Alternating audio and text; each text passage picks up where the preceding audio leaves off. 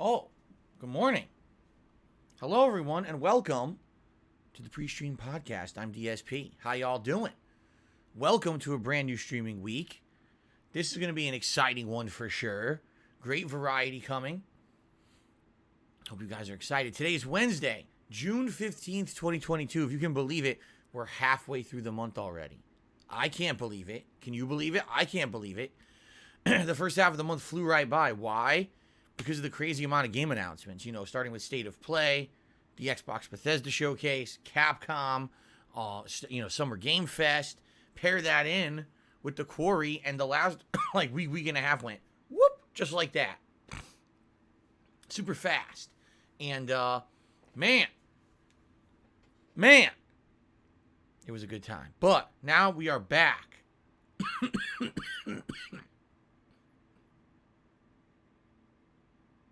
Excuse me.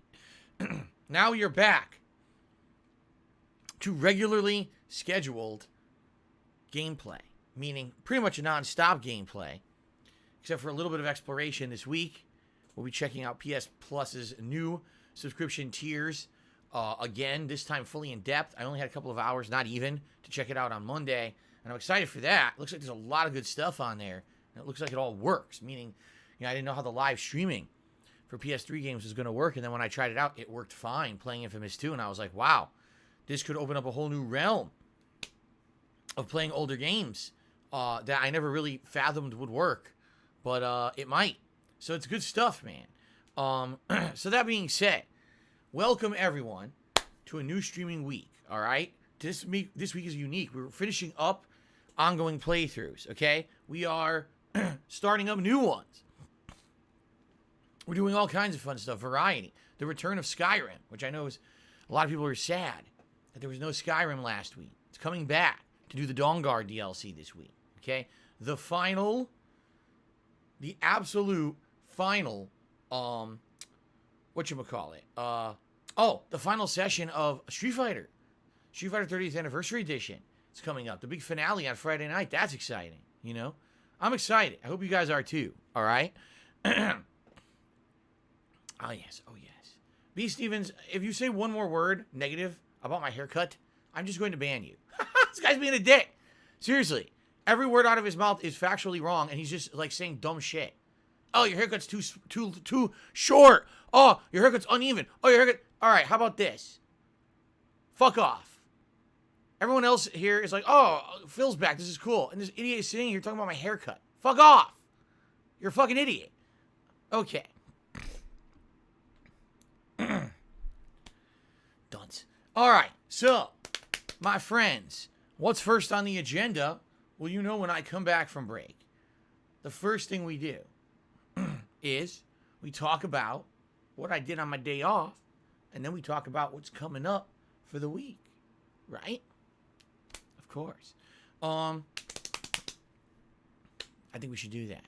All right, so ladies and gentlemen, it's time to start a little segment that I like to call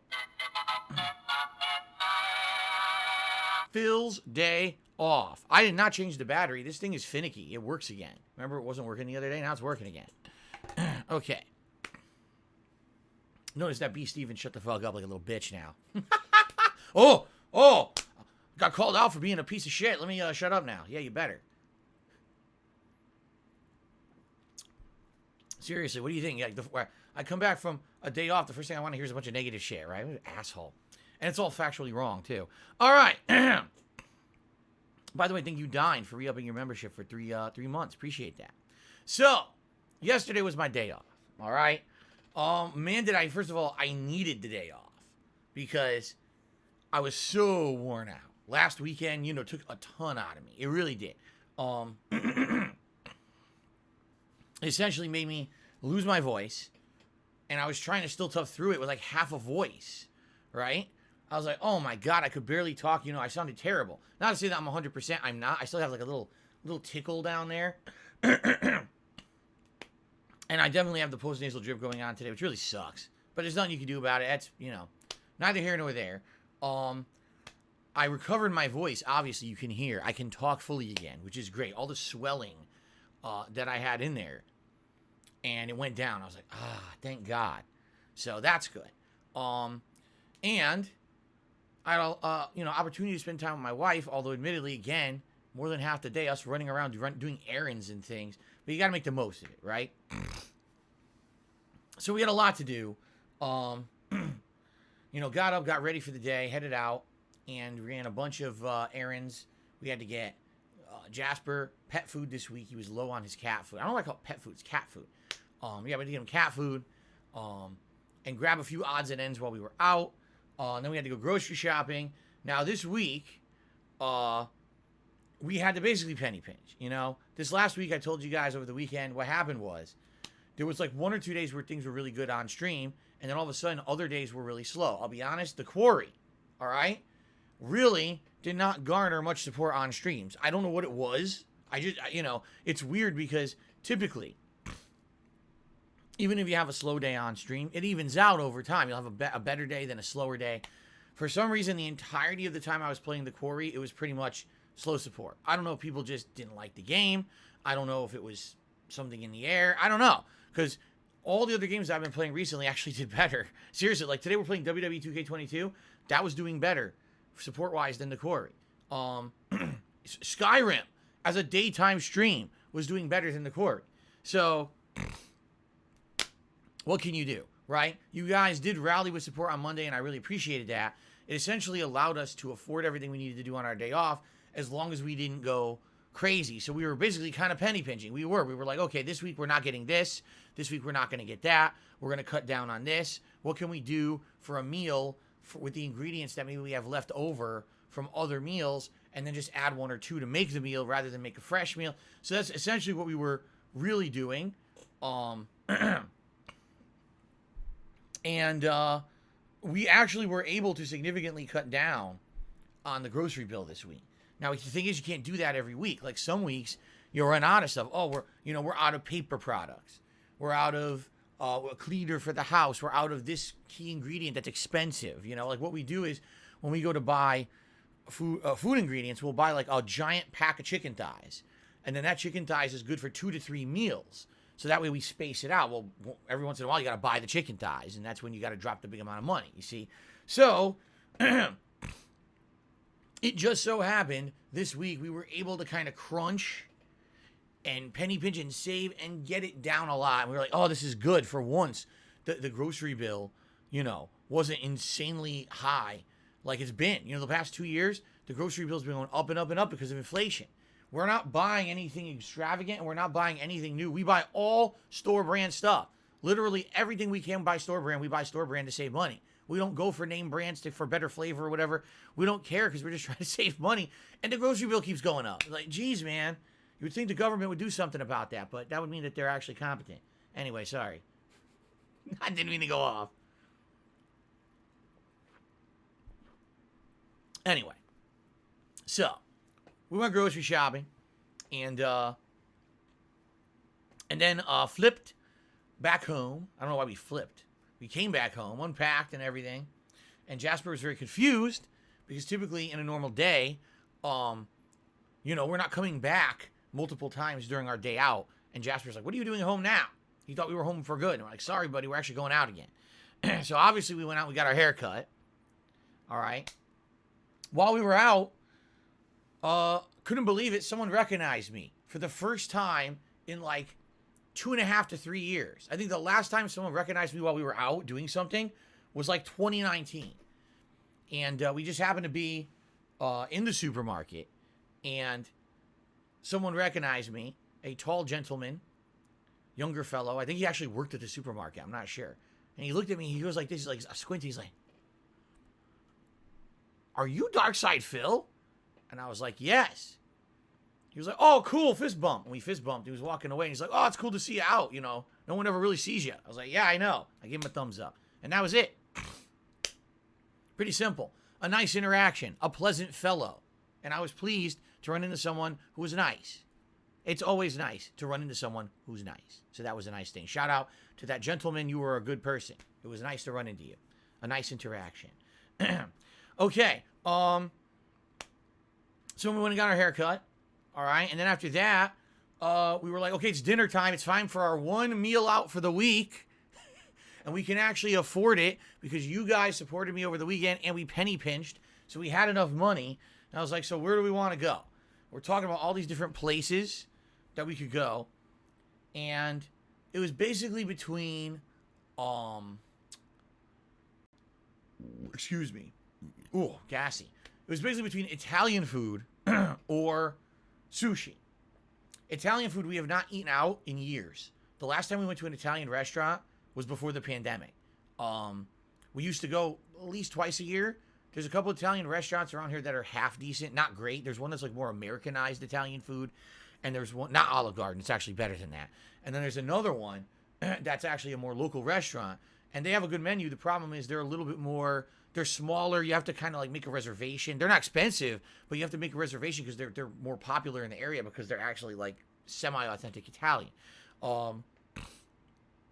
So we were thinking about what to do, and even though we hadn't had Italian in a long time, my wife says, I'm feeling Asian. I said, all right. So we go to this Asian place. It's not really Asian place. It's a sushi place. But they also do a few other things like chicken teriyaki and things like that. But they are literally the definition of a hole in the wall. They are in a strip mall where everything in the strip mall looks like something, you know, you would never expect there to be a good restaurant there. There's like a physical therapy building. To the left, there's like a nail salon.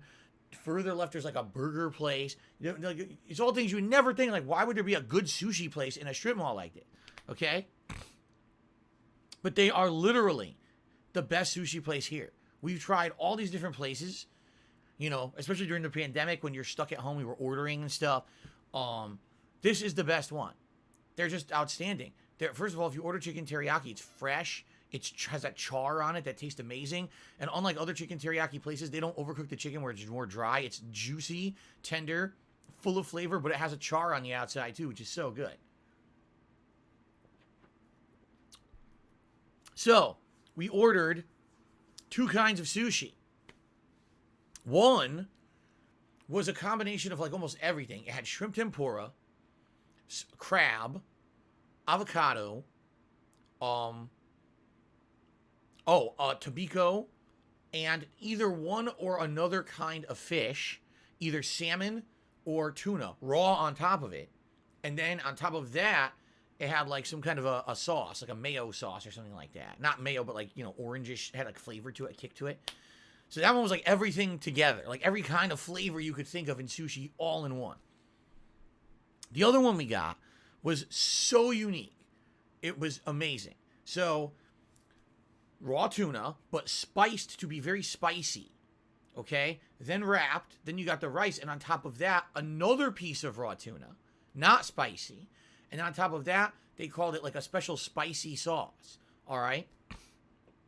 So first of all, the first one that we had, that was everything. Oh my God, you put it in your mouth, you taste so many flavors. You're like, oh, the sweetness of the crab, the warmness and crunchiness and flavor of the tempura shrimp, the savoriness of the fish that's in there, and then you get a little bit of spicy kick from the sauce that's on there. It's just like, oh, it's delicious. It's absolutely amazing. It's like every flavor you could want.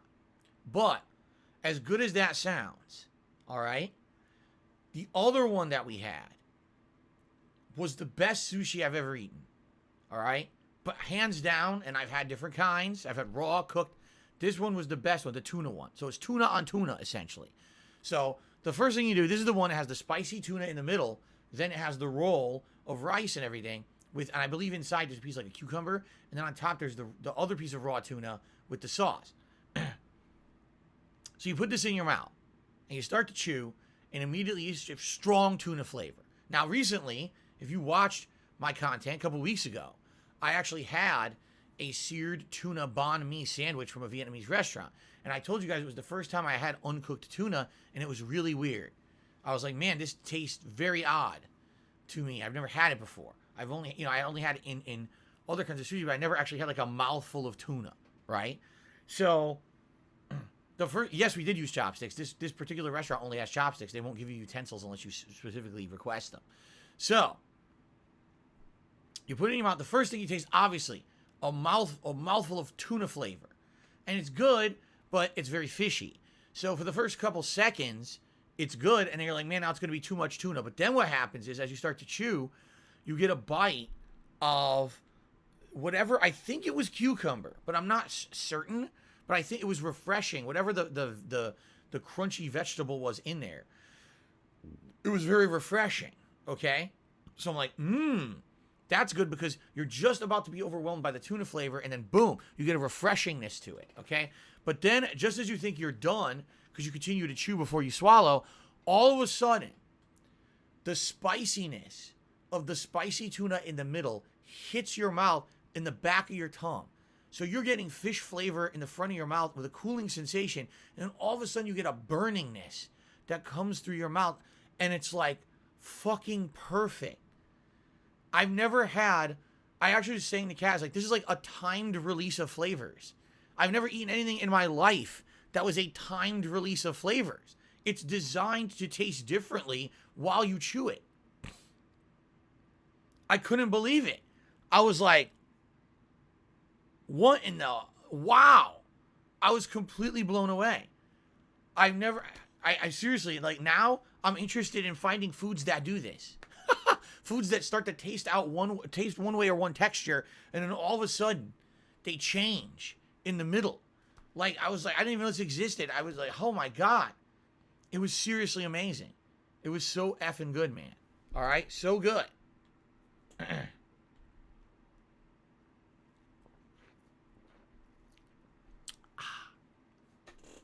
So good. And so, I would say we had a pretty good meal out.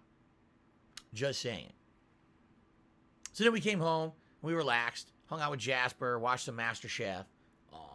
Just relaxed, chilled. Not a major day out or anything. I mean, the major thing was getting our hair cut. That was like the one thing out of the ordinary that we did, because we didn't have, a lot of money. What are you gonna do? Can't go shopping, can't do anything special. So it's like, well, we had our one meal out for the week, which was very, very nice, and we got our hair cut. So that was my day off yesterday.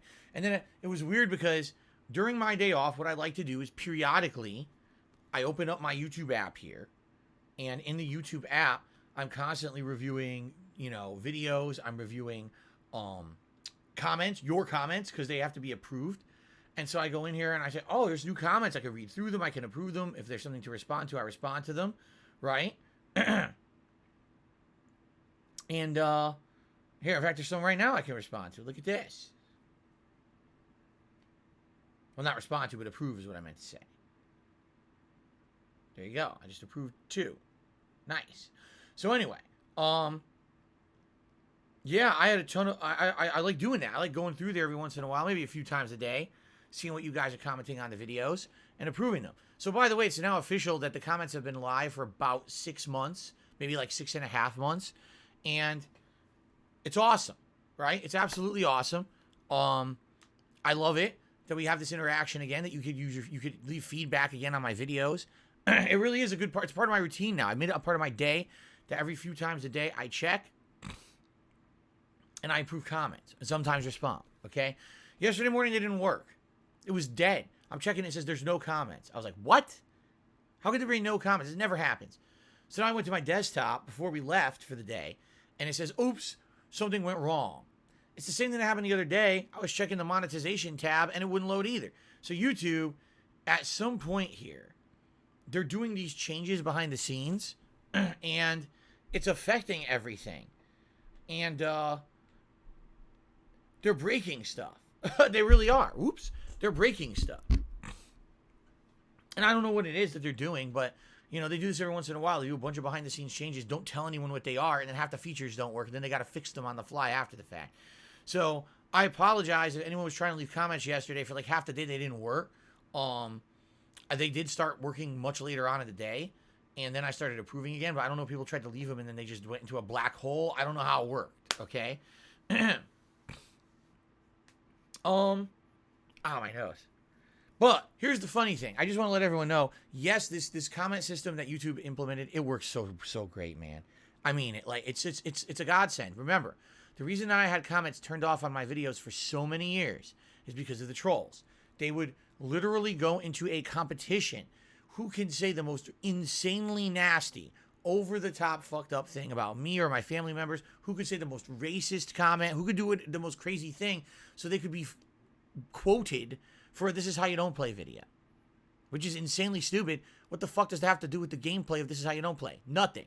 But the videos became so toxic over the years that this is what happened. So my fans actually told me to turn them off because they didn't want to see that shit, all right? Well, during the time that those comments were turned off, YouTube implemented this whole new system, okay? So now, if someone wants to leave a comment, you know, there's all these filters in place. So if you're saying insanely nasty, gross shit, it just gets auto-banned anyway. I don't even have to look at it. But then there's comments that I have to review, and there's a lot of them, and I review them all. Most of them end up getting posted up, but it's been a godsend, and here's why. I'll give you a couple examples. A few weeks ago, dumb fuck shitheads over on Reddit post up a few of my videos in a negative fashion. That sends an army of dumb fuck Redditors over here to spam my videos with downvotes and negativity and try to leave nasty comments. I kid you not, they're so stupid. They left hundreds of comments in the videos that never got approved because they're idiots. They don't understand that that shit doesn't auto post because they're so used to every other YouTube channel being hands off that they're just posting all these dumb comments, insulting comments. Not one of them went live. They're just idiot at wasting their time. But guess what happened? I got a boost in views and actually made hundreds of dollars in ad revenue on the videos because those people are so fucking stupid. So it was all win, no loss, all gain. You know what I mean? It was like, oh, hey, win-win for me. And that's what's funny is sometimes people come over here and they're like, oh, Phil, did you hear this fucking dumb YouTuber said this about you, this moron? I don't even know who these people are. I don't pay attention. But every time they do it, people come over to my videos, they downvote them as if that does something. It does absolutely nothing. It doesn't affect the channel in any negative way. And they leave a bunch of negative comments that no one ever sees. And then I get views. So thanks. Give me as many shout outs in a negative light as you want, you dumb fucks on YouTube. I don't care about you. It's all about me and my own audience. And us having a great time together. That's all it's ever been about. I don't care about the toxic shit you say about me. It will never affect me. I can only win. I can only gain from it. Every name drop, every dumb idiot troll who tries to do something, I just get more out of it. So thanks for the freebie. But that's what I mean. Like, it's actually helped a ton. And it's hilarious because this new comment system essentially stopped any kind of negative shit on my content. It works perfectly. Yeah, it's great. I have no complaints at all. In regards to this comment system, it's worked swimmingly for the past 6 months, and I'm happy that now we can have interaction again. We can talk about my content again, right? I can get your feedback again, because I get feedback on a ton of different things, and you guys help me too. You'll give tips and stuff on the videos again. It's tremendous positive. It's just a great positive. This absolutely, in the last 6 months, has been a huge boon to my content, right? I love it. It's hilarious because some people still don't know the comments are back. They're like, the comments? I can leave a comment on Phil's video? Of course you can. The problem was never the comments. The problem was the trolls. I didn't even care about people saying something negative about the video. I didn't care about people actually being on topic. By all means, anyone who, I mean, I can't tell you how many comments I approved. People said I sucked at Elden Ring, right? Probably 100, 200 comments alone said Phil sucks at this game, and I approved every one of them. Why wouldn't I? You have the right to your opinion. That's a valid opinion based on what you're seeing in the video. Go right ahead. But as soon as these idiots start doing disgusting, nasty, insulting, defamatory shit that has nothing to do with the content of the video, that shit doesn't get posted. And I laugh at it because they're so dumb they gave me views to post that. Anyway, it's worked out well. It's worked out well, so thumbs up. And thanks to anyone who leaves comments on my videos. It's really been a good experience. It has been a good, positive experience. And that's why it's hilarious. Like this morning, someone says, did you hear that some YouTuber made a negative video about you? I don't care. But I'll tell you what, I'm probably getting views on it, so I don't give a fuck. Let them say whatever they want. They're dunces. Every time you name drop me in a negative fashion, I benefit. So go right ahead, stupid.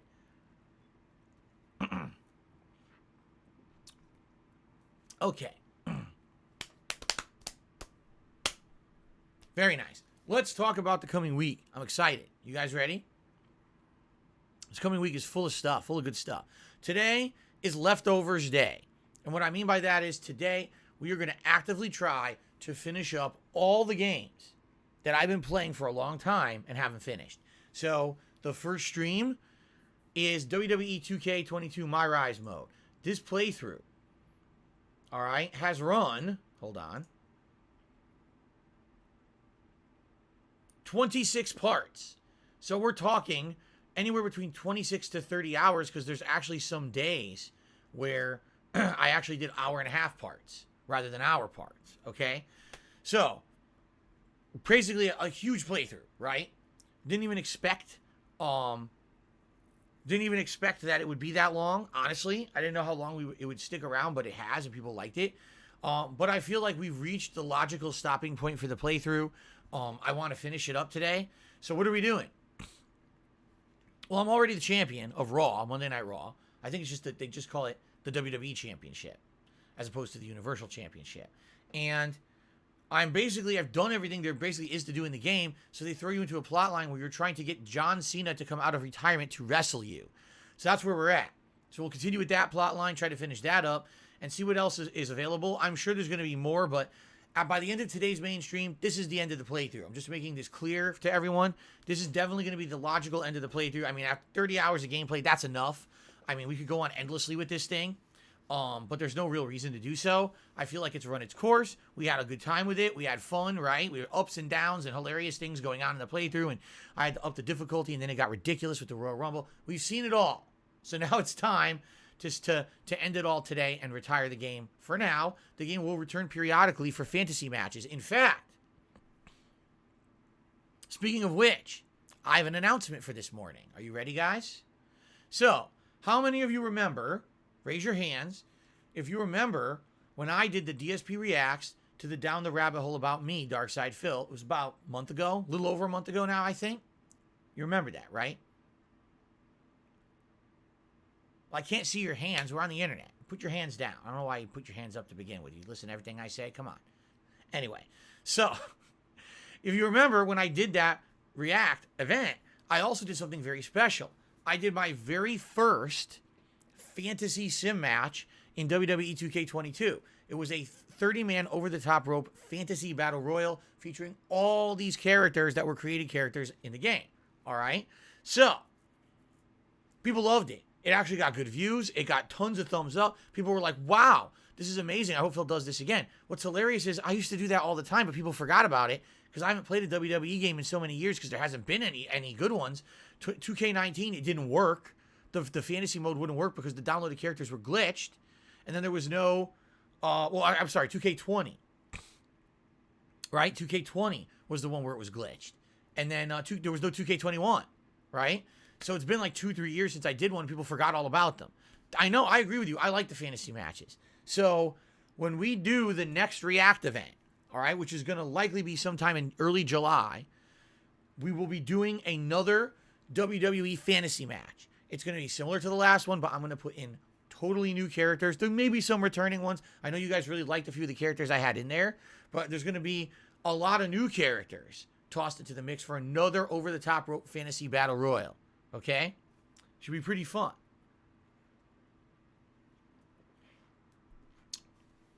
And I'm excited for that. Speaking of which, don't worry, once we get through the schedule, we're all going to talk about the 2 events coming up. Yes, there's a viewer's choice, and then this React event. We're going to talk about that on today's PreStream podcast, okay? Okay, so WWE 2K22 My Rise mode concludes on this stream. Then later tonight on the late stream, 6:45 p.m. Pacific time, it is the conclusion of Uncharted 2. All right? So we're finishing 2 ongoing playthroughs today, which is great. Tomorrow we do something brand new. It is the release of Teenage Mutant Ninja Turtles Shredder's Revenge. I'm going to be playing it on the Xbox Series X because it's free on Game Pass. Now, I'm stoked for this, and here's why. First of all, I grew up playing these games in arcades. It was actually the Ninja Turtles arcade game. That was the game that got me to go to video arcades for the very first time. I had played video arcade machines only at things like my local corner store and things like that. But it wasn't until Ninja Turtles arcade that my friend from school had told me, hey, Phil, there's these really awesome games in arcades that you can play that are better than home games. I was like, I don't even know what an arcade is. And he showed me. I was absolutely blown away. Okay? So, then I got hooked on going to arcades as a result of playing these team-up beat-em-ups. So, this is cool. This is so nostalgic for me. This is going to be a blast from the past of me playing those games back in the day, the games that got me hooked on arcades. And it's a brand new one, 6-player co-op. Right? It should be a great time. I'm excited to play this tomorrow. Now, I don't know how long the game is. No one seems to know. If it is just a side-scrolling beat 'em up, you might say, how long could it possibly be? Those arcade games, typically about 45 minutes long, if that, because you want people in and out. You want people pumping the quarter in, they're out of there and get the new slew in to make more money. So I don't know if the formula for this one, it will be much different because it's designed to be a home game as opposed to an arcade game. It's been quite some time since we've seen a new one of these. So I guess we'll see tomorrow when we play it on the first stream. It's exciting. New game premiere. Okay? Now, on the late stream, all right, tomorrow, it's going to be, you ready?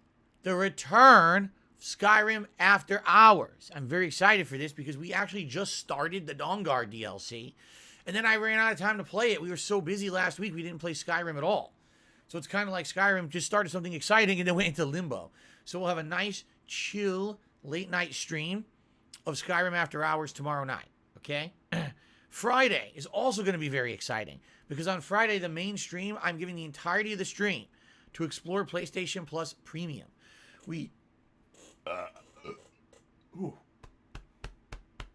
Excuse me. We started this on Monday, and we did it for about, hour and a half, hour 45 minutes. It was very fun. We played 3 different games, including Siphon Filter, Tekken 2, and some Infamous 2. But there's a ridiculous more amount of games to play. In fact, I'm staring right now at my dashboard. We had Jumping Flash, Resident Evil Director's Cut, Tiny Tina's Wonderlands, which is under the game trial or demo system. There's all these things to try. And I'm excited to try them and see how they run on PS5. So Friday should be a great day. And what we're going to do is we're going to see if there's anything in there that you guys are interested in actually seeing me do a full playthrough of. And if so, I might actually do that. Okay? Cool. Then Friday night, it is the final session ever of the Street Fighter 30th Anniversary Collection. Friday Night Fights, the Send-Off Edition, is this Friday night. Okay? After this, I have no regular plans to play this collection again. This collection has lasted 4 years, and quite frankly, it's a bare-bones, broken, buggy mess, and I put up with it because it was the only one available on modern consoles. Okay? Now, what I'm wondering is, with the launch of this new PlayStation Plus service, and the ability now to live stream all these old fighters, including the Darkstalkers Resurrection Collection, Street Fighter Third Strike, the online edition from years ago, even Super Street Fighter 2 Turbo HD Remix, right? These are all available on the new PlayStation Plus service. If you have the premium tiers, they're all on the PS3 streaming. I'm curious, would anyone be playing those? We could check it out, because some people were afraid that because I'm retiring this 30th Anniversary Collection, that would mean the end of me playing Third Strike. A lot of people really enjoyed watching me play Street Fighter 3 Third Strike. I'm not great at the game, but I've had fun with the characters that I've been using and basically playing with really shitty, but like Big Papa Smurf, freaking Urian with Tyrant Slaughter Super. And he wins all the time. It's like, oh my God. I'm using the worst version of the character. I really am. And I'm winning. I'm not using Aegis Reflector, which is the whole reason the character's good. My Hugo is terrible. I know he is, but I win. It's ridiculous, okay? So, I guess we got to see. I'm curious to try those games on PS Plus Premium and see is anyone playing them. If they are, cool. I'll have an alternate avenue if I want to play a game like Third Strike, you see? So let's see what happens, but this Friday is it for the collection. We're officially retiring the collection. Okay? Why? Because next week we got a whole new one, Capcom Fighting Collection. That's going to be super exciting. Okay? All right. Now, you might say, well, that sounds great. What's for the second half of the week? I don't know yet. First of all, we don't know how long Teenage Mutant Ninja Turtles is, right? If I beat it in one sitting, then that's it. But maybe it's longer, and maybe it's going to take us several streams to beat. I don't know. There's no way to tell till I play it. No one knows right now, okay? So I might need more streams of Teenage Mutant Ninja Turtles over the weekend. There'll definitely be more Skyrim. I can tell you that right now. There's going to be another night stream of Skyrim over the weekend at some point, okay? Now, will I want to do more PlayStation Plus exploration and stuff? Maybe. Or maybe after Friday, we'll take a look at what's available and we'll actually narrow it down and say, oh, here's a handful of games that's really good that we'd like to see Phil play, and maybe I'll play them, okay? I'm kind of leaving it wide open because I don't want to commit to something the second half of the weekend and then, then we don't get around to it. Or maybe something better happens and now people are disappointed because I promised you something that didn't happen. All right. What I will tell you is this. We're not doing any more of the Quarry. All right. I played the Quarry over the course of the weekend every day. We saw 2 different endings when I finished it on Monday night. That's enough. That's a 12-hour playthrough now. And been there, done that, saw it, enjoyed it. But I'm not going to do a second run. A second run would be way too time-consuming, and not enough people would really care about it, including me. So we're not doing that, okay? So, I don't know what the second half of the streaming week will be. It's more exciting because we're kind of leaving it open-ended, and we can kind of determine on the fly over the course of the week what you guys would like to see, okay? Also, I don't know if Tuesday is going to be my day off this week or not. It's kind of up in the air. Right now, I'm just tentatively saying yes, but that could change. And if it changes and gets pushed back further, that's okay. Obviously, I don't want my day off to counter or to conflict with the launch of Sonic Origins on Thursday or the Capcom Fighting Collection on Friday. So hopefully, if my day off does get bumped, it'll just get bumped to like Wednesday or whatever. But I'll let you know. And we'll go from there. Okay? I don't know yet. Once we determine this, we'll see. Okay? So it could be an on-the-fly adjustment. It might be, my day off has to be Monday. That could happen too. Okay? I don't know. We'll have to see what happens over the course of the week. Fair enough? Okay. Now, a few odds and ends here before we jump into any kind of gaming news or whatever. First of all, thank you guys for all the support in the last month since the gifted memberships launched here on YouTube. We went from 300 some memberships to 630 was the record. We lost 2 memberships during my day off yesterday. However, that initial gifted membership bomb, it was about 100 gifted memberships, is going to finally expire within a few days. I believe it's either going to be on the 17th or the 18th of this month. They're all going to expire, and then this is going to go down by about 100. Now, will some of those people decide that they really liked having a membership here on DSPGaming and renew? I would hope so. I would hope out of the 100, maybe 5, maybe 10 would say, wow, I really like that. I like that. It was a nice free trial. And I'm going to go ahead and I'm going to renew that. Okay? We'll see. Or will another generous soul come by and say, hey, that was really cool when, seeing so many people as a member and enjoy it. I'd like to continue that and then come and more people might gift memberships again. Right? So, we'll see what happens. But I don't want to freak out. It's not the end of the world if we lose a bunch of memberships here because the gifted memberships expire. It's not. All right? We're going to see some growth, some long-term growth as a result of those membership bombs. So thank you to those who did give memberships in the last month. And let's see what happens and maybe keep it going. All right? If you liked it, by all means, consider re-upping that membership when it expires. All right? Okay, now, let's talk about the upcoming events that are going to happen. Okay? All right. So, event number 1, the Viewer's Choice playthrough. This you've already been working on. You guys in the last week have been nominating games for a Viewer's Choice playthrough. I'm going to allow those nominations to continue until the weekend. Now, you might say, where are the nominations? How do I do them? You go to the main channel page of DSP Gaming. You go to the community tab. And you scroll down, and you're going to find a post from last week where you can nominate. You got to post up on that thread and post up your nominations. If you're a channel member, there should be a members-only tab that you can click on, and there will be the post where you can post up your nominations. If you're a member, you can post in both. Okay? You get a double opportunity to nominate. That's disgusting. I'm sorry, everyone. So, now, what I would think is, now that I'm doing the PlayStation Plus Premium subscription and you guys are seeing what's in there, you may get some better ideas of games you want to nominate. Like, some people immediately, when I started playing Infamous 2, they were like, wow, this actually looks good. Would be really cool to see Phil play Infamous 2 again. It's been like 11 years. Well, now you know I could play it because it's on the service. You see? So there you go. Cool. So let's see what happens, all right? Now, please nominate, and then probably this weekend, basically I have to see when I have time to do it, but I'm going to sit down, and I'm going to start tallying up your nominations. Now, the games that are the most nominated are going to be narrowed down into a final poll.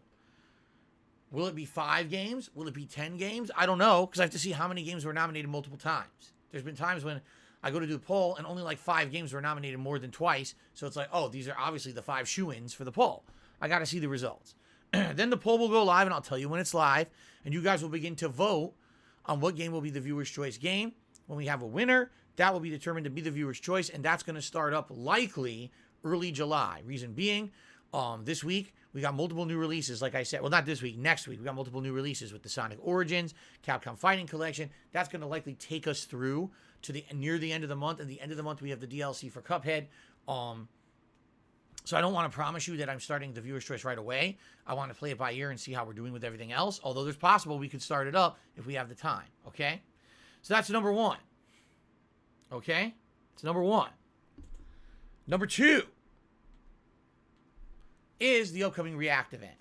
Now, we haven't talked about this at all, right? We haven't. We haven't really discussed what we could do for the upcoming React event. There's been a lot of different ideas and things being thrown around. First of all, what could I do right now if I absolutely wanted to? What am I approved to do? Okay? Number 1, I could react to anything on Frederick Nudson's channel. He has done many other Down the Rabbit Hole documentaries about other content creators and internet personalities. We could do any of those.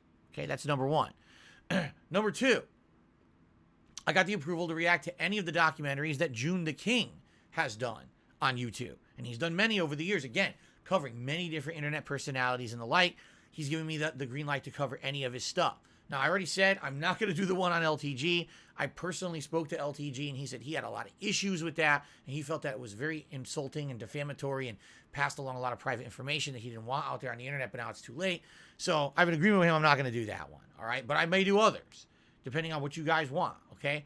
But the other possibility would be that we do something completely different, and rather than doing that kind of content, I react to things such as supernatural documentaries, countdowns, things about true crime murderers, right? Like their stories. There's a channel in particular on YouTube that I got approval to react to those kind of videos from the channel. I haven't revealed the channel yet because I don't want people to be stupid. So I'm waiting to see if this is something that people will be interested in. Okay? So we have a good variety of stuff that's possible. Okay? And, I'm excited to see what we end up doing because I'm not sure what we're going to do. But those are the 3 that I could do literally right now. Like right this moment.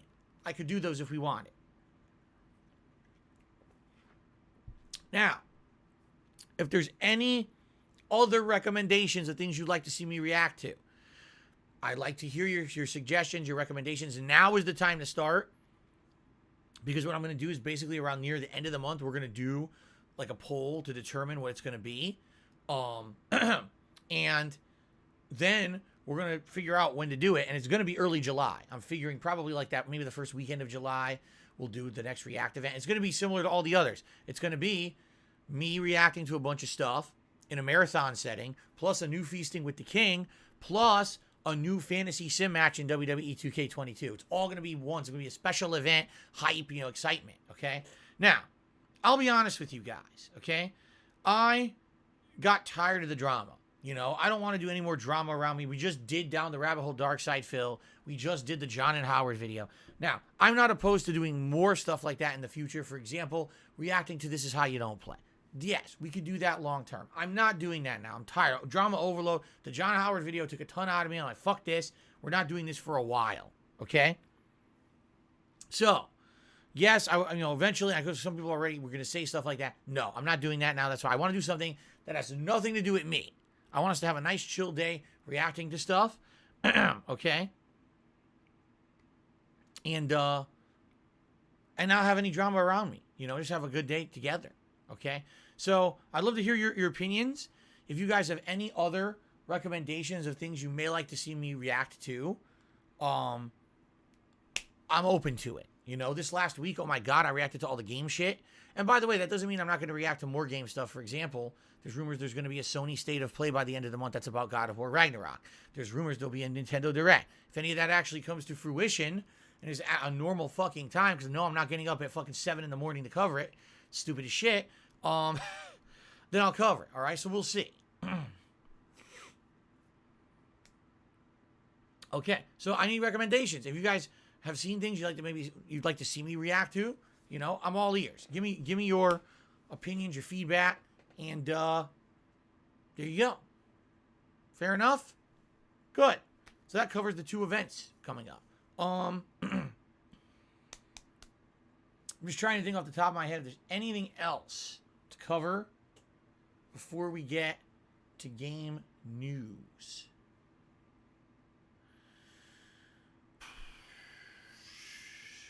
I swear there was one more thing. And now I kind of wish that I had written it down. Oh, now I remember what it is. I totally remember what it is. So, over the last month, you guys seem to have enjoyed me doing some retro stuff, right? We just finished a playthrough of The Legend of Zelda: A Link to the Past. Tonight, we're going to finish a playthrough of Uncharted 2, all right? And we were talking about what's other possible retro stuff that I could do during the summertime, right? Well, there's a lot of ideas that have been tossed out there. One thing that actually I'm really strongly leaning towards right now, because originally I was thinking, let's do Earthbound, or let's do the original Super Mario Brothers 2 for, US version. That's really Doki Doki Panic, right? I'm still okay with those. But one recommendation that people made that I didn't even know was a possibility, apparently, the last few years, there was a Castlevania collection that was released that includes Castlevanias 1 through 3, plus Castlevania 4 or Super Castlevania on Super Nintendo, and then a bunch of other, goodies. Now, when I was growing up, the Castlevania games were very, very popular. And I rented a couple of them and played them every once in a while, but for some reason, I never got into them, okay? I always liked them. I thought they were good. I liked the horror element, but I just never really got into them. I don't know if maybe because they're so long and challenging that I never really considered, buying one or beating it. So I played a lot of them. I remember renting Super Castlevania and remembering how good the graphics were for the time. I was like, wow, the camera was rotating when you're in the game with the backgrounds changing and everything. And I remember having the whip and you wiggle it around. And it goes, it's so silly looking. But that was the first one you could attack in 8 directions. I just remember feeling how there was freedom of control, because previously Castlevania was just whip straight, whip up, throw an item. That was it. And this one you could attack every direction and everything. I remember loving it. But I never bought it. I don't know why. I should have got the Castlevania games when I was a kid. For some reason, I didn't. Okay? So if there's an actual cool, collection of the classics, right? Then obviously, what I would like to do is maybe play them, right? And especially if the collection isn't that expensive. I heard it's not. I heard it's a reasonable price. I haven't looked into it yet. But I think that could be something cool that I do. So I get the collection and we play the first game and, do something else and maybe go back and play another one. Over time I could go back and play them, or maybe you guys like certain ones. Maybe you like Castlevania 4 the most. Maybe I'll do that first, right?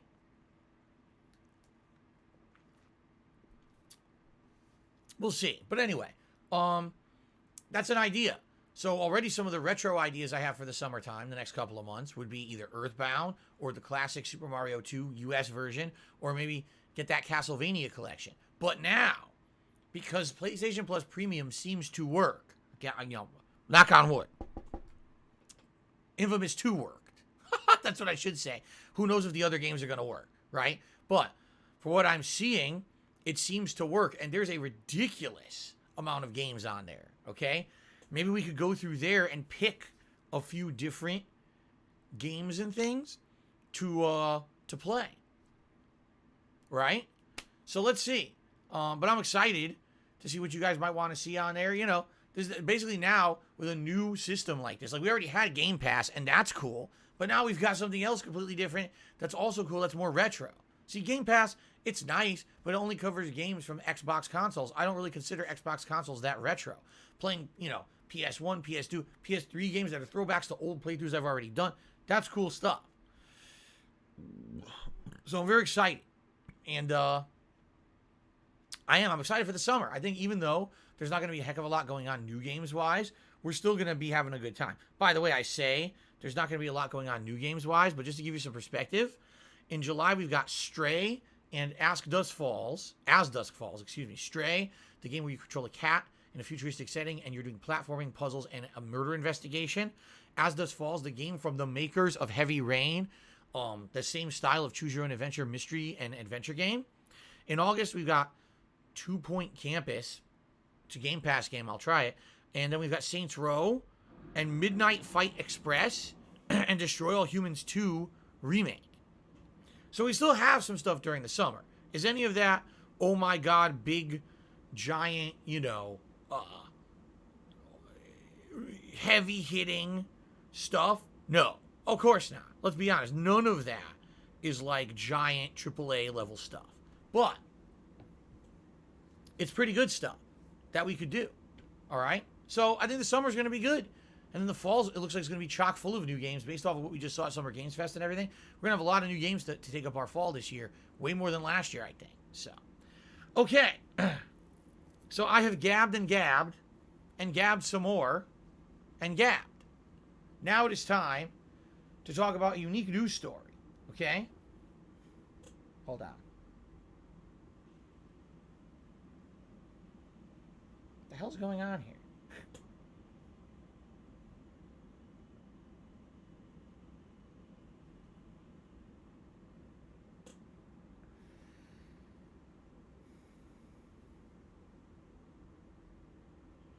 I'm getting a bunch of emails, and it's nothing for you guys, but I gotta find the right one that I need to save for me. That's the one I need to save right there.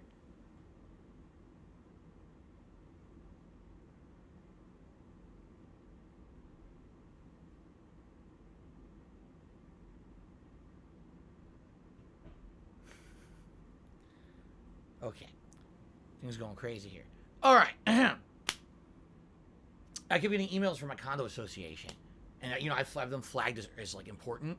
And I'm like, oh, what's this? Oh, there's a million coming through because they kept sending the wrong one and then they corrected. It's just stupid. It has nothing to do with the streams. Anyway. Okay. So, in regards to news. Okay.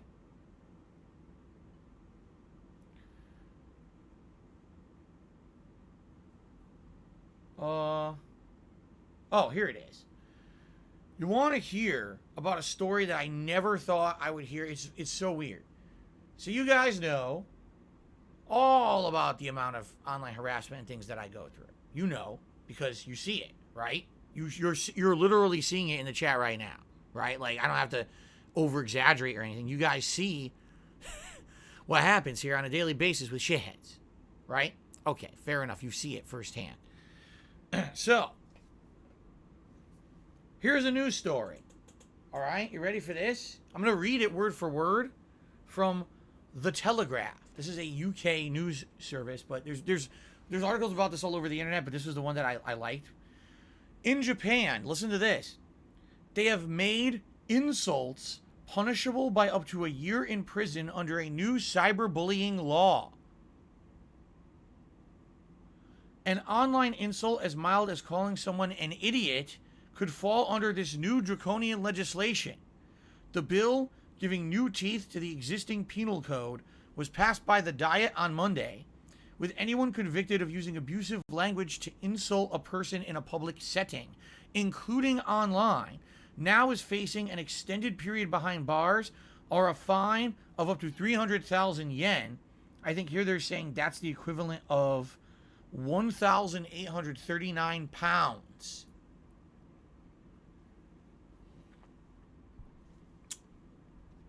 Okay, let's continue. Previously, there was a different law in place. A conviction for an online insult or accusation not based on fact. Not based on fact. So we have to accentuate something here.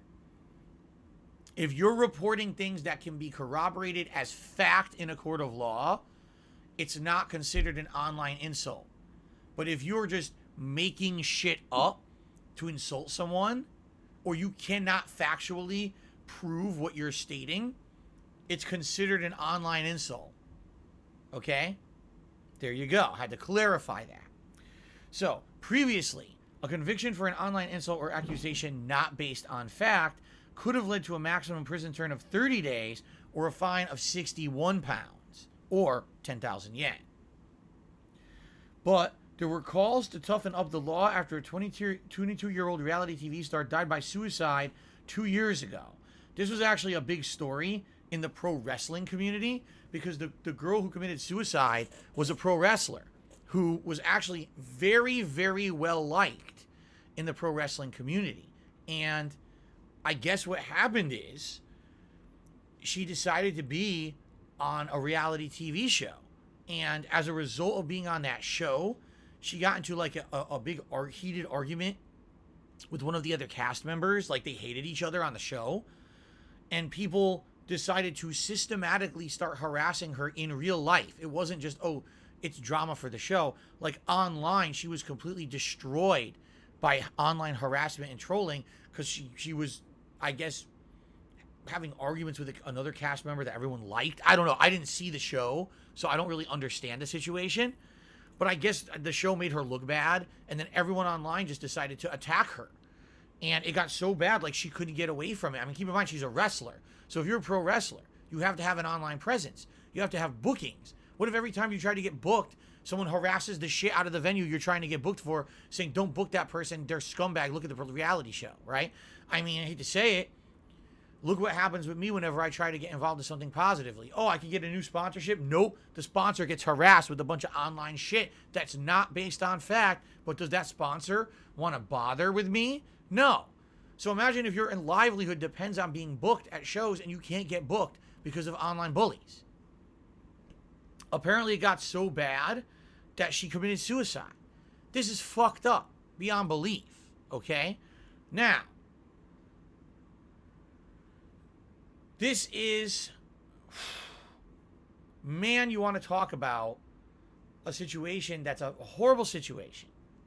Because you could draw parallels to other things here in the States. I mean, a lot of people said when Etika passed away a few years ago, that even though you can't draw a direct correlation, that's very possible that online bullying had a factor in why he also chose to take his own life.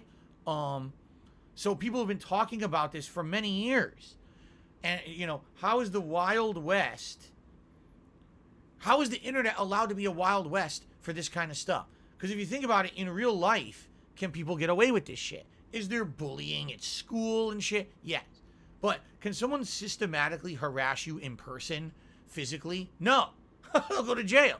Someone cannot come up to your face and start yelling in your face and start grabbing you and doing shit to you. They can't do that. That's illegal. You go get arrested, right? But online, it just seems like everything's fair game. Websites like YouTube and Twitch take an attitude that's hands off. Well, we're not going to do anything about it because technically we don't want to get rolled up into any kind of legal aspect of anything.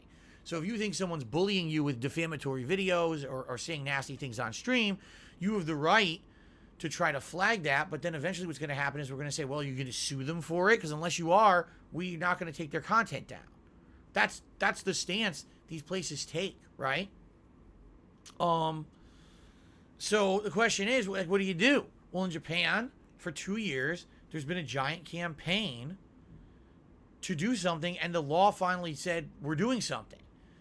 Now, here's the problem, right? Is exactly what they said in this article is correct. The way that this law will be enforced is going to be very interesting because, you know, it sounds very draconian. So basically anyone online who says someone's an idiot or insults someone, in Japan, that is, by the way, because obviously if you're outside of Japan, you're not going to be subject to their local laws. But yeah, if you're living in Japan and you're saying stuff to someone online, you could actually be fucking arrested because of this new law. Okay? How is that going to be enforced? I'm sure there's probably about 1 billion people a day that insult people online. And outside of that, probably like, you know, at least 1 million people in Japan who do it.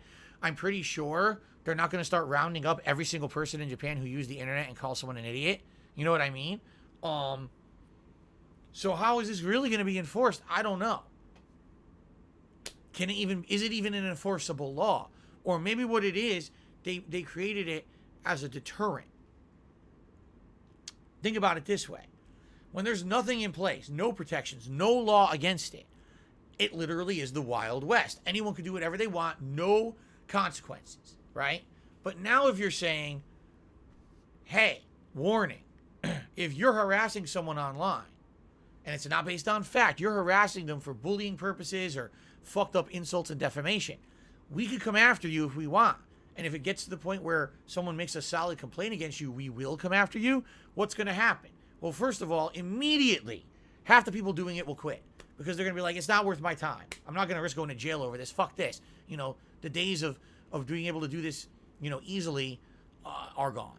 Now, is it going to get rid of all trolling? Fuck no. Here, what's going to happen immediately? Those who want to troll are going to make dummy accounts. They're going to use VPNs. You know what I'm saying? They're going to do anything they can to hide their identity, and they're going to continue to do their activities. This is not going to end trolling. But it at least immediately will end half of the idiot no-lifers who sit there doing it, because they're not going to want to go out of their way to bother with all that shit. It's only going to be the real hardcore losers who are going to go crazy to try to troll people now. Okay?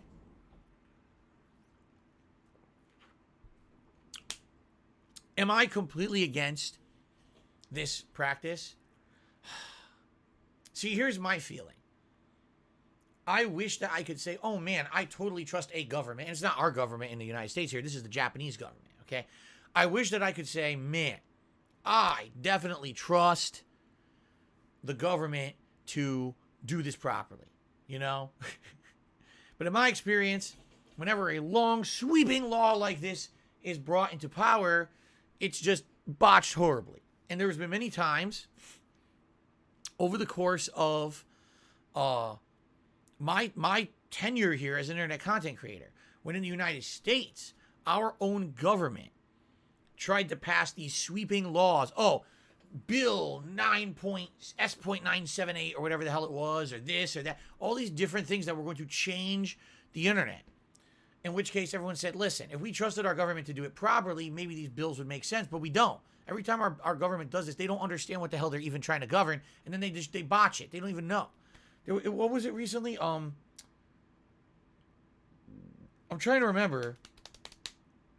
During a recent court case, was it? It might have actually been the Johnny Depp and Amber Heard defamation case. They didn't even understand in a court of law, like, the difference between an internet service provider and Twitter. Like, they didn't know the difference. They thought that Twitter was an ISP. And they had to actually argue about it in court because they're so dumb and ignorant, they don't know the difference. This is the people in charge, okay? The people who are making legal decisions don't know the difference between Twitter and an ISP. So can you imagine now you're giving them sweeping powers to enforce things over the internet when half of them don't even fucking know what the internet is? You see? So there's a problem here, all right? These sweeping draconian laws would work if our government had a brain. But our government isn't as smart. It's outdated. It moves at a snail's pace. And half the time, the laws that we're using to try to do anything are so outdated and don't apply to the things that we're doing on a day-to-day basis. You see? So, that being said, is it good that at least in Japan, they're trying to do something to stop internet harassment? Yes, it's a good thing that they're at least doing something. Something is better than nothing, okay? At the same time, I don't know if this law is the right approach, nor do I know if this will, I don't live in Japan. I know nothing about Japanese government. I'd be the last person to comment on it. I don't, maybe I'll have some viewers who are from Japan or have been to Japan or know about Japanese government who will be able to comment on this, okay? But for me, like, I don't have faith that a big governmental body understands the internet well enough and what actually happens on it to stop this kind of shit. Like, if this law were in effect during the time when this wrestler was being harassed, would it have saved her life? Sadly, it's too late, right? To know that. I would like to think at least it would have helped, but at the same time, maybe it would have missed the mark. I don't know. But this is the first time ever in the world that something like this has happened, with exception in India. In India, there's very strict laws about what you can say about someone. You can't even say facts about someone in India publicly that could lead to the defamation of their character at all. It's against the law. So if there's a news story about someone committed a crime and you think it would make them look bad, if you publish that story, you actually broke the law. It's defamation over there. So I don't know how that's going to, apply to anything. This is only in Japan, so obviously it only affects people in Japan. It's not going to ever affect people outside of Japan. That would be like, a law here in the U.S. doesn't apply to someone international. We talked about that a million times over the years, right? So I guess we'll see what happens. But wow, how will this be? I sadly hate to say it, but I get the feeling we're going to hear these horror stories of now this thing being enforced terribly because the people in charge don't understand what it's really supposed to be doing. I hope not.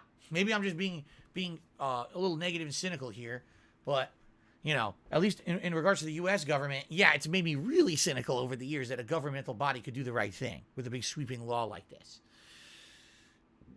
Anyway, so I've decided, ladies and gentlemen, today is my official announcement. You ready for this? Here it comes.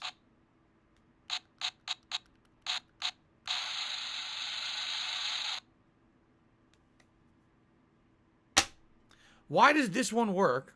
Hold on. Why does that one work, but not this one?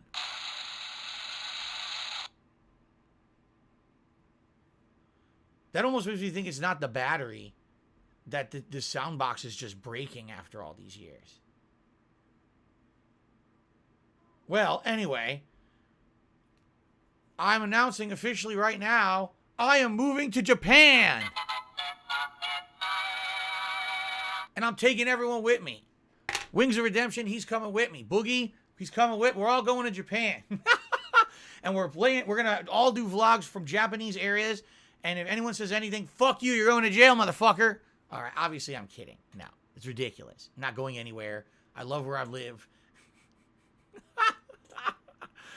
That would be amazing. Imagine we all went over there to Japan together. And we started our own business, a co-op business. We do Japanese content together. And we're protected. Oh my God. That would be insane.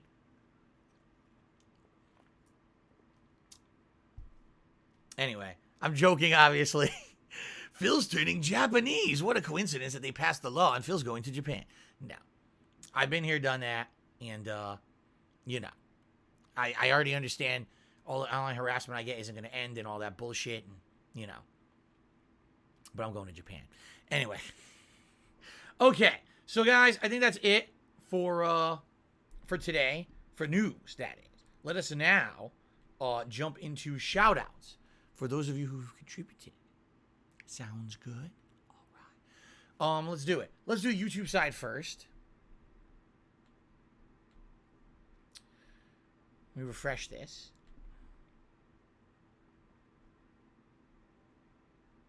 So, Dine re-upped his membership for 3 months. Thank you, Dine. Toa Idar re-upped their membership for 3 months. Thank you. He said, my vision is augmented. Well, good for you. Truth Be Told did a super chat. Thank you, Truth Be Told. Let's see here. And Marxist Carl did a super chat. It says, the Wild West had sheriff. Susan is our sheriff. I don't think Susan is going to do anything in regards to being a sheriff on YouTube. As they say on YouTube, it's a community. A community policed business. That is the stupidest thing I've ever heard, but that's how they run their business. But nothing you can do about it. Thank you for the super chats. Okay. So now, switching over here. Tips. Orson Welles is our first tipper of the day. No, excuse me, Orson Welles. $4.20 tip. And said, greetings from the west of Ireland. Keep up the great work. Thank you to Orson Welles for the first tip of the day.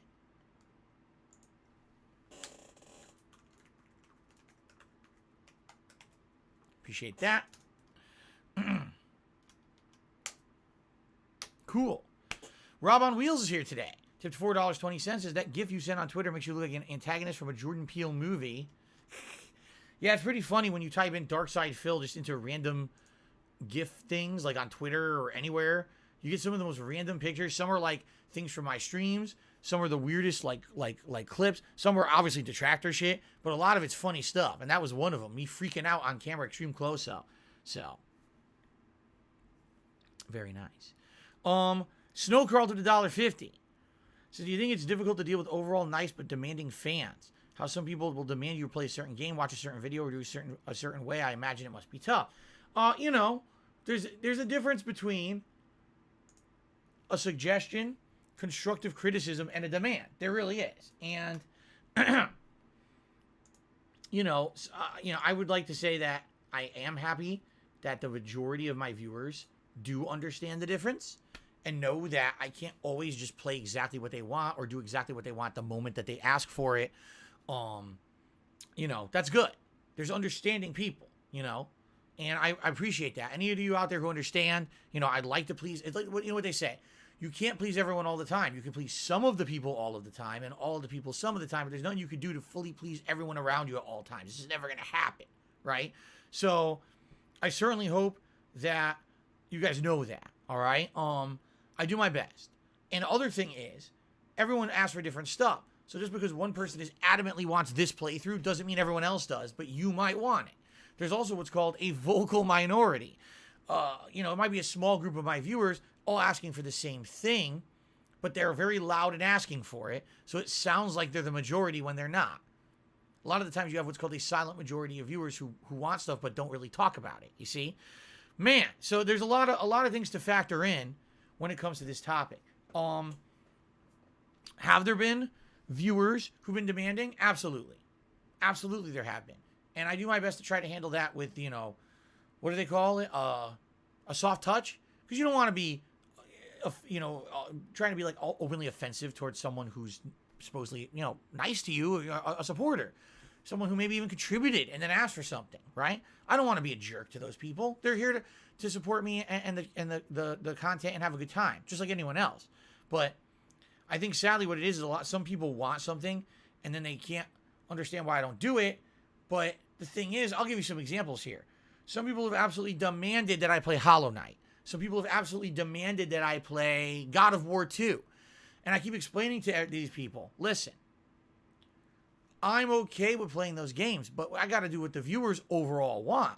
And when we have things like the Viewer's Choice event coming up or other polls and things that we've run, and those games have been candidates for playthroughs, they never win.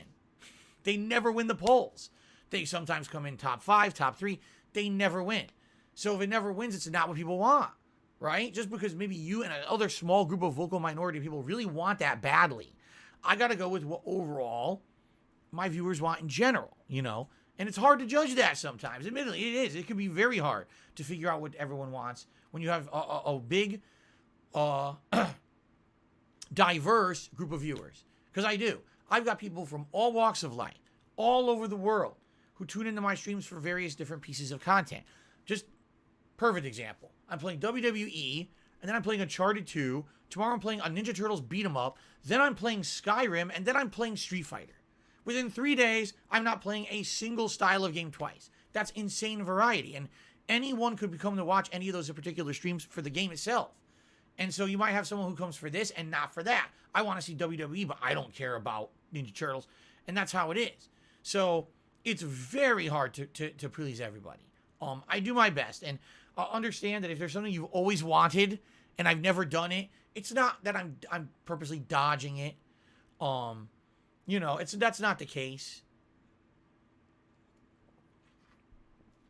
It's because usually there's just no consensus on people wanting to see it. And it's never it's a never say never attitude. Just because maybe there's something you've wanted to see and you've been demanding for it and it never happens.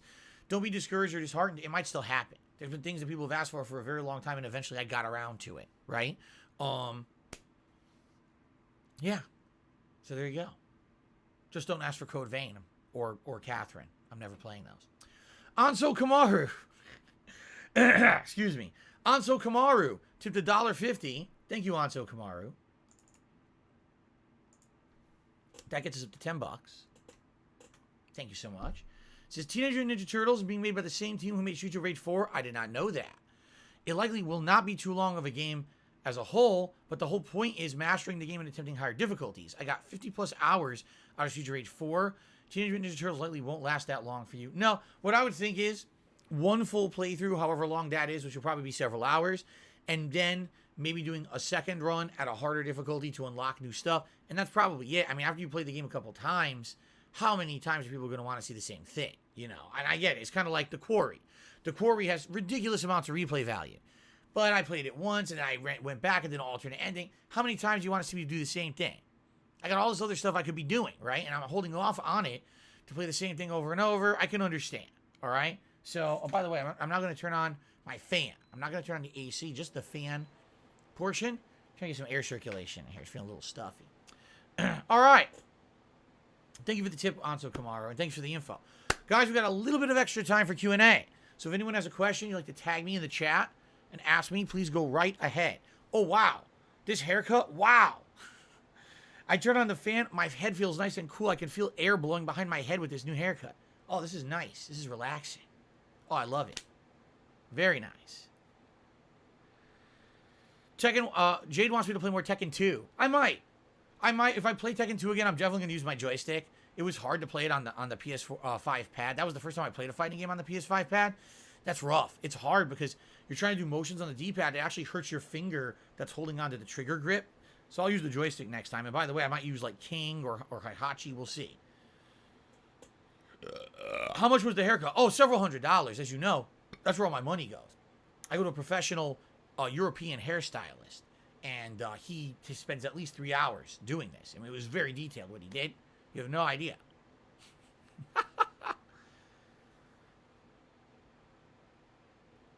When am I looking to play a TPS FPS horror game? What is TPS? Third person?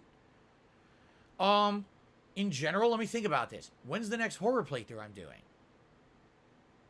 I think it might be the Resident Evil 8 expansion in October, right? Unless we decide to play something over the summer. We did see some horror games on PS3 that are available, so maybe we'll do something there. We'll find out. Yeah. What character did I use in Tekken 3? I started with Paul Phoenix, but then I started using other characters like Lei Wulong, King. Who was my other one? I think Yoshimitsu. Yeah, Yoshimitsu. Those were my favorites. I played with everyone in Tekken 3, but those are my favorites. Yes, I did play Persona 3. Did I cry during my playthroughs of Persona 4 and 5? I don't remember. Maybe. I'm a baby. Everyone knows I cry at everything. You know? If there's a tiny little heart feel in a game, I just start bawling all over the place. So, yeah, it's very possible. Do I like wasabi? No. In fact, it's funny you say that. Piss poo. Jesus, what a name. Yesterday, yesterday I had sushi. So it's funny, my wife and I eat the sushi. We're like, wow, that was amazing. What an amazing meal. And then we look to the side of the plate, and there's the ginger and the wasabi that they give you as sushi. And I'm looking at it, and I'm like, you know, why do they give you that? Because I'm confused. Now, I know, traditionally in Japanese cuisine, ginger and wasabi is used to eat with sushi. I know this. But I'm like, the way I think of it is like, so in American cuisine, you order a burger. And the burger comes on a bun with cheese, but then they give you condiments on the side, like maybe mayo, ketchup, mustard. You decide what to put on the burger to make it taste better. I couldn't imagine eating a burger without condiments. Like, that's just something that's always gone hand in hand with the burger. It enhances the flavor of the burger, right? But sushi is so flavorful on its own that I almost feel like if you were to add wasabi or something to the sushi, you're killing the flavor of the sushi. Right? Like, why would you want wasabi on your sushi that already tastes great? Now you're killing that flavor with this overbearing spice flavor. So I never understood that. Now, Xander Cruz says the ginger is intended to be a palate cleanser. That's cool. That makes sense to me because it is. It has a kick, right? Woo! There's like ginger kick, goes right up your nose. So I guess if you're eating one and you don't want the flavor to carry over to the other, you eat the ginger. All right. Fair enough. And I think I might try that. I think I might, but I've never used those things. I always kind of ignore them and forget about them. And then later on, I realize I never touched it. Okay. Yes, Jade, I will play with King and Tekken 2 if we play again. I just got to remember how to play with them. I got to remember all his combo holds. They're pretty challenging to do. Pepsi or Coke depends on the situation. Pepsi, in my opinion, is much sweeter than Coke. So if I'm looking for a really refreshing beverage in the middle of a day, I'll drink a Pepsi. But I like Coke with dinner. Like if I'm going to have a meal out, I would drink Coke over Pepsi if I had a choice.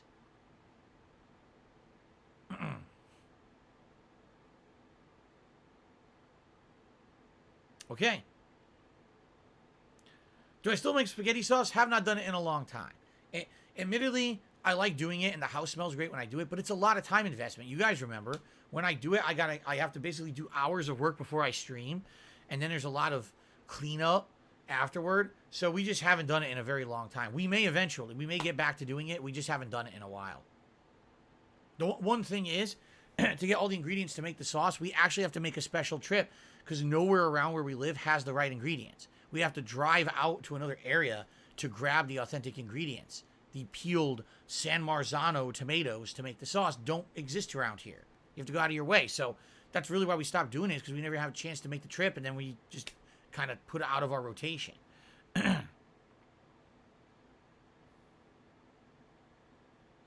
Derek said he had 2 pork chops with a tomato sauce on top of fried rice at a Chinese cafe for lunch. That sounds awesome. I would never even think of going out and having pork chops for lunch. Never. Thoughts on bulldogs? They're cute. And they're good dogs.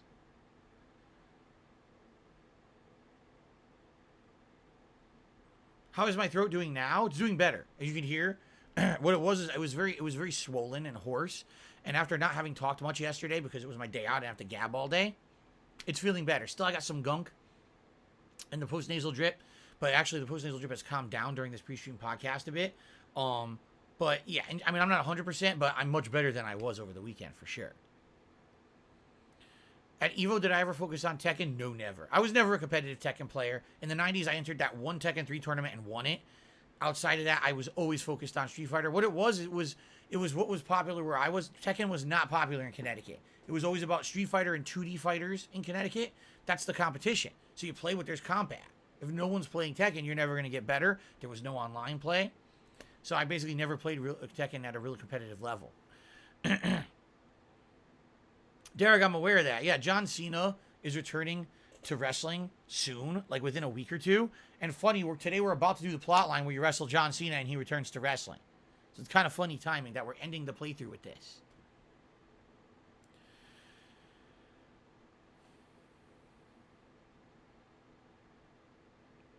All right, any last questions, guys? Anything else?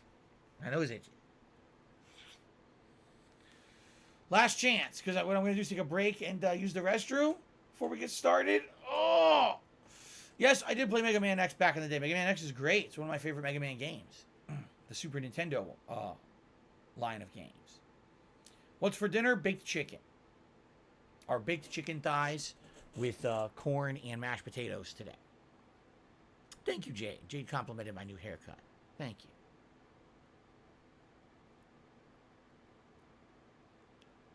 $6.72 says, does your barber line you up with razor or clippers? No, use the what do you call it? The electric razor with the guides. You know, the 1, the 2. You know, and you go around. I told him I wanted it extra short. I said, let me get extra short. It's the summer. It's going to get warmer soon. I know I'm going to get hot doing what I do in my office and everything. Give me a nice short ass haircut, but I want to leave it kind of long at the top. I've never done that before. It's either been crew cut where the whole thing's short or all long. I've never done like really short around the edges and long on top. So that's what we did.